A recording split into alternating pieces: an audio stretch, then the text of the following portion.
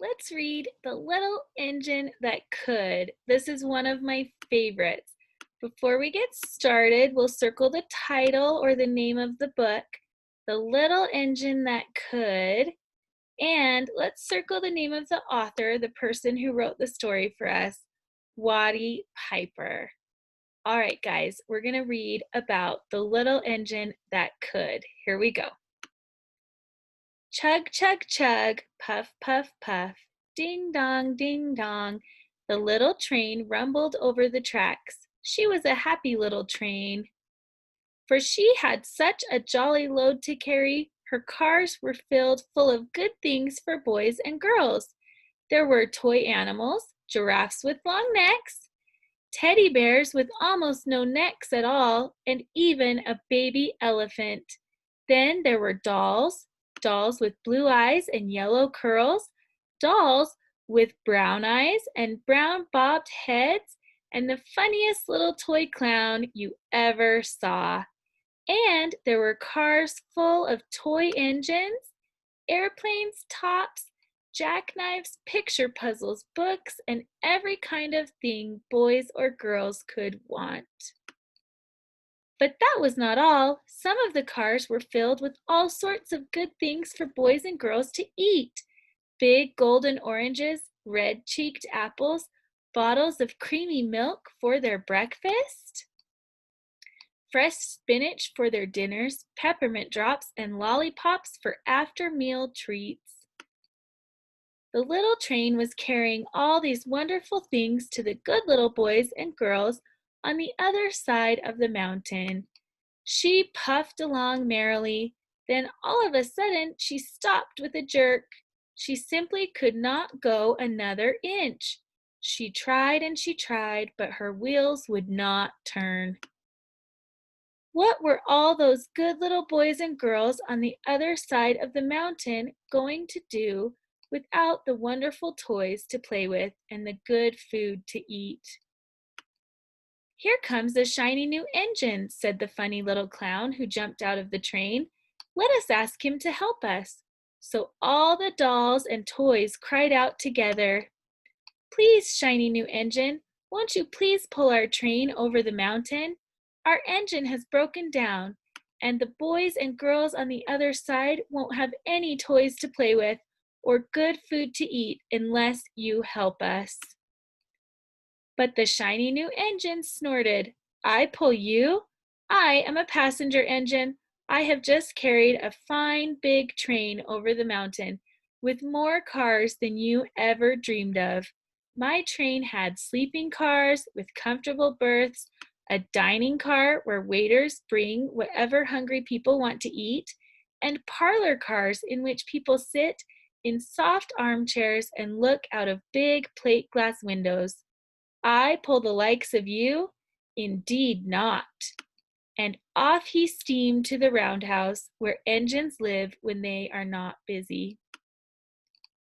How sad the little train and all the dolls and toys felt.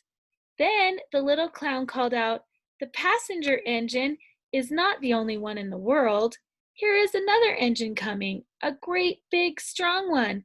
Let us ask him to help us." The little toy clown waved his flag, and the big, strong engine came to a stop. "Please, oh please, big engine," cried all the dolls and toys together, "won't you please pull our train over the mountain? Our engine has broken down, and the good little boys and girls on the other side won't have any toys to play with or good food to eat unless you help us." But the big, strong engine bellowed, "I am a freight engine. I have just pulled a big train loaded with big machines over the mountain. These machines print books and newspapers for grown-ups to read. I am a very important engine indeed. I won't pull the likes of you." And the freight engine puffed off indignantly to the roundhouse. The little train and all the dolls and toys were very sad. "Cheer up," cried the little toy clown. "The freight engine is not the only one in the world. Here comes another. He looks very old and tired, but our train is so little, perhaps he can help us." So the little toy clown waved his flag, and the dingy, rusty old engine stopped. "Please, kind engine," cried all the dolls and toys together, "won't you please pull our train over the mountain? Our engine has broken down, and the boys and girls on the other side won't have any toys to play with or good food to eat unless you help us." But the rusty old engine sighed. "I am so tired. I must rest my weary wheels. I cannot pull even so little a train as yours over the mountain. I cannot, I cannot, I cannot." And off he rumbled to the roundhouse, chugging, "I cannot, I cannot, I cannot." Then indeed the little train was very, very sad, and the dolls and toys were ready to cry. But the little clown called out, "Here is another engine coming, a little blue engine, a very little one. Maybe she will help us." The very little engine came chugging merrily along. When she saw the toy clown's flag, she stopped quickly. "What is the matter, my friends?" she asked kindly. "Oh, little blue engine," cried the dolls and toys, "will you pull us over the mountain?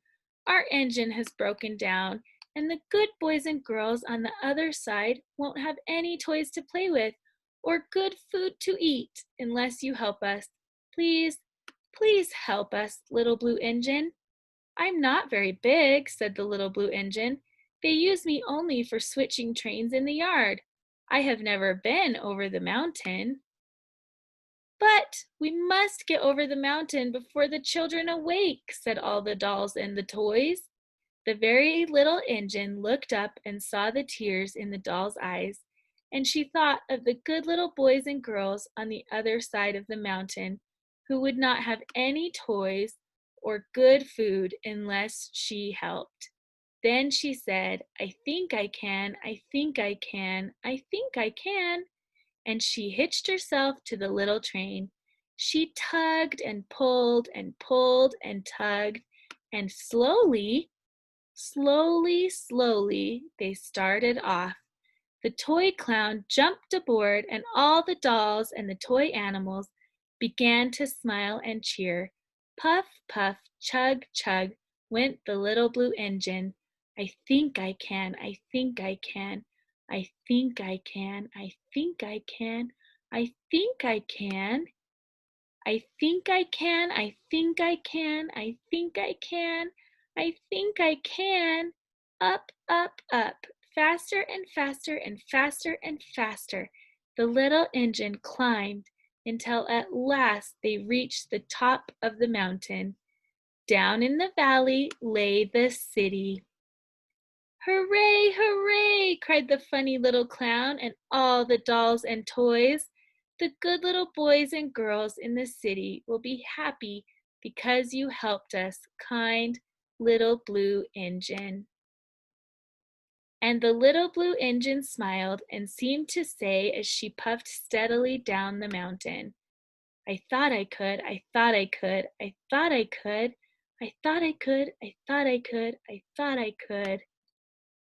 The end.